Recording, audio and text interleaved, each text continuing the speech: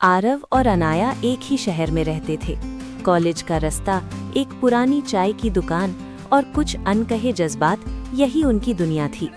आरव कम बोलता था, लेकिन अनाया की मुस्कान उसके दिल को सुकून दे जाती थी। अनाया हर बात खुलकर कहती थी और आरव हर एहसास दिल में ही दबा लेता था। दोनों रोज मिलते थे, बातें करते थे, हंसते थे, पर कब दोस्ती प्यार में बदल गई ये किसी को पता ही नहीं चला। आरव हर दिन सोचता था, कल कह दूंगा, कल बता दूंगा कि मैं उससे प्यार करता हूँ, लेकिन वो कल कभी आया ही नहीं।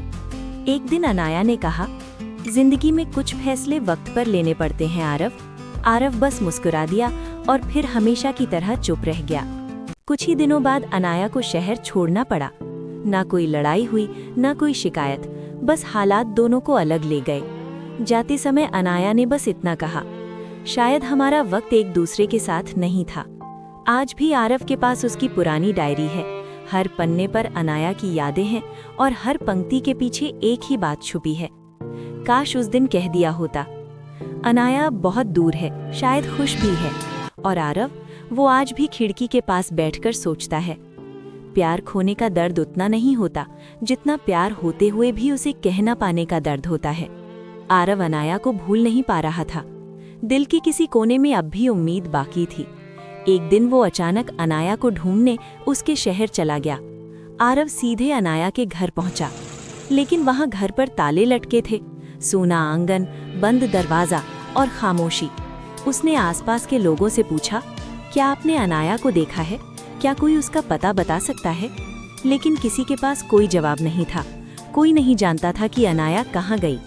भारी मन और आंखों में नमी लिए आरव वहां से लौट आया। दिल टूट चुका था। वो अपने शहर वापस आ गया। धीरे धीरे समय बदला और आरव भी अनाया को भूलने की कोशिश करने लगा। उधर से ना कोई कॉल आया, ना कोई मैसेज। आरव समझ गया, अब अनाया को भूल जाना ही बेहतर है। उसने कॉलेज की पढ़ाई पूरी की, एग्जाम दिए और रिजल्ट का इंतजार करने लगा। 5 महीने बाद रिजल्ट आया। आरव पूरे कॉलेज में टॉप कर गया, लेकिन अनाया, वो अपना रिजल्ट देखने तक नहीं आई। आरव के मन में एक डर बैठ गया, शायद अब अनाया इस दुनिया में नहीं है। कॉलेज में दोस्तों ने कहा, भाई तू कॉलेज टॉपर बन गया, पर अनाया का अब तक कोई अता पता नहीं है।